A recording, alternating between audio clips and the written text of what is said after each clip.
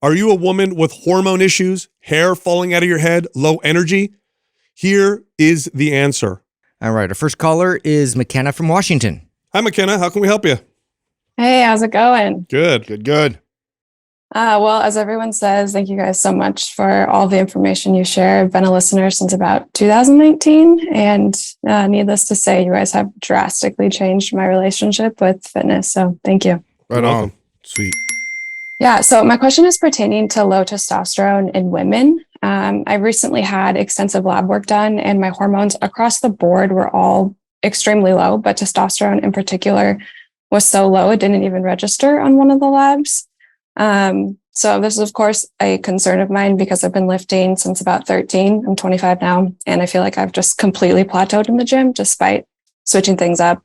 I'm not recovering well. If anything, after my workouts, I feel pretty inflamed, and my hair is falling out in the masses, among many other things. But I also haven't had a cycle in consecutively 2 years, and in total, it's been about 3. I will add about 7 years ago, I started having really bad digestive issues, and it's just continued throughout those 7 years. And so I think that was probably what triggered all of this. I'm doing what I know how to naturally increase testosterone, lifting heavy weights. I do hit my protein goal. I think you guys would be happy about that.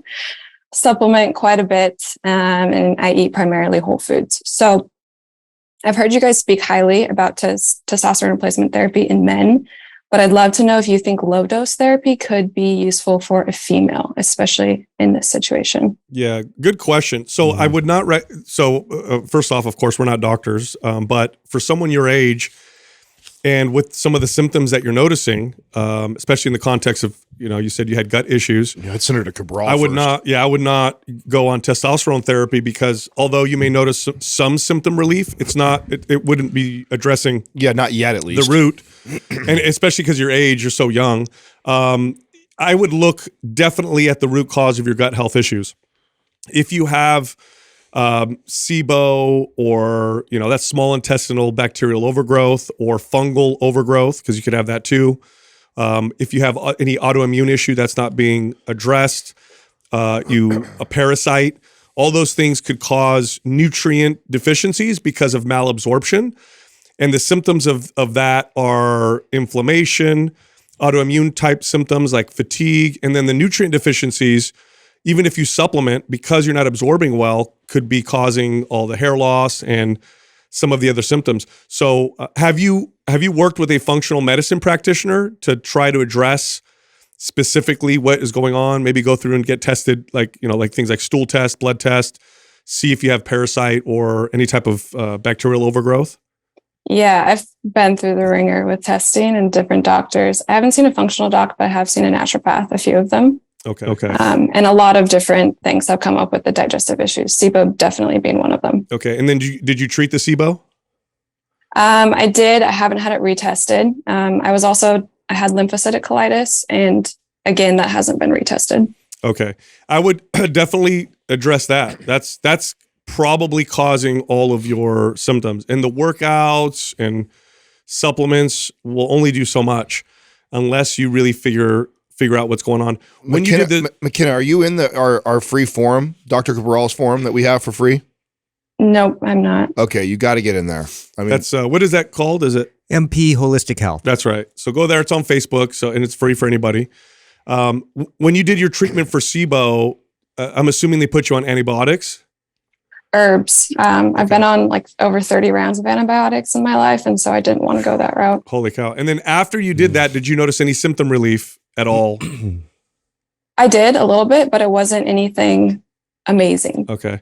So sometimes if there's if there's something going on that they can't figure out, you can treat the SIBO, but it'll come right back. And so you see this reoccurrence in people who have SIBO, which is quite high. It's something like 60% of people will get rid of SIBO, but then it comes back because there's some underlying cause. Either their waste removal isn't working properly, or sometimes there's valve issues with the gut. So I would work with a functional medicine practitioner to look at the root cause and figure that out, because testosterone therapy can be quite valuable, but in your case, you may get some symptom relief, but it wouldn't solve the problem. Yeah, it ends up masking the root. It would, and it could potentially make things worse because then you start to think, oh, I'm feeling a little better, and then you end up pushing yourself a little too hard or whatever. So I would 100% recommend you work with a functional medicine practitioner and try and figure out, could be mold toxicity. I just interviewed Dr. Becky Campbell. She's another functional medicine practitioner. And she is a practitioner herself and couldn't identify what the problem was. And then she did some mold testing and found that there was some mold toxicity in her house. And that was what was causing it. And then she was fine afterwards. But up until then, she was doing everything. She was treating herself for so many different things. So there is a root cause of what's going on. We just got to figure that out. And until we do, hormones aren't going to solve it. You're not on any of the hormones like birth control, right? No, never have been. Okay. Were you an athlete? I played soccer growing up, but it wasn't anything super competitive. I just got into lifting at like 12 and have been pretty religious with that. Yeah. That's where I would put 100%. If you were my daughter, I'd say I want you to go. I'd make you go through Cabral. Yep. Yeah, go through all the it's worth it for sure. If anyone's gonna get to the bottom of this, I feel like it's gonna be him. Yep. 100%.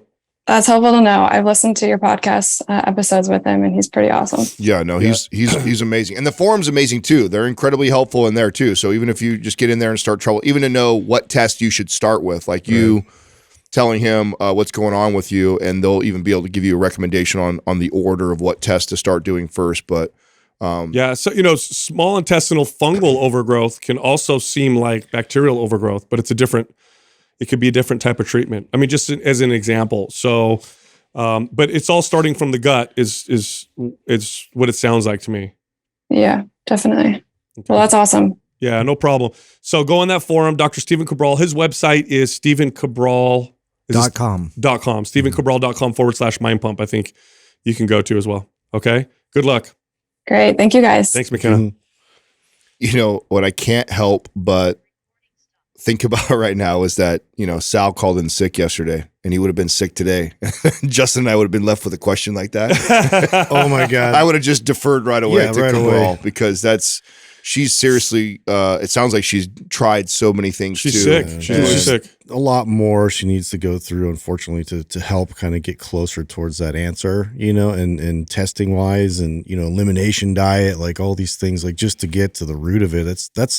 It's tough, but it's necessary. Yeah, people don't realize this. The more people are starting to realize, but the gut is, first off, this is where you get obviously all your nutrients. So if there's problems with the gut, you will or you can develop nutrient deficiencies, which can appear to be, like hair falling out, brittle nails, anxiety, depression.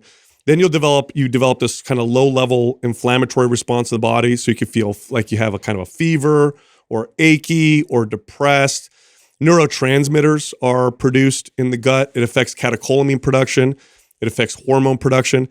If your gut is off, your gut health is off, you're sick across the board. And you can test hormones and you could see issues with your hormones. You could test, neurotransmitters. You could test inflammation and everything will seem off, but fixing those things it's not going to fix the issue. You have to look at the root of it. And the gut is the root of a lot of these different things. So it's a big deal. And I'm speaking from personal experience. When my gut is off, everything for me is off. Everything across the board: recovery, sleep, mood, mental sharpness. I mean, you name it, it's off. So, and the problem is that there's so many things that can affect the gut, and it's such a complex system that it's not just one thing.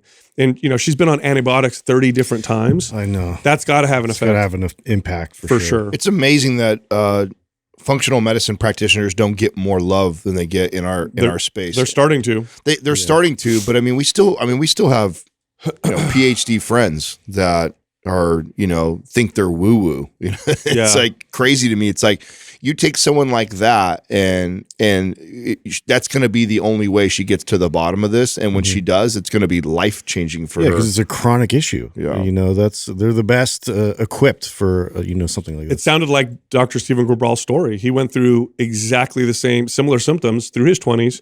And what made him a functional medicine practitioner is he found one that cured all his problems, and it was through that form of medicine.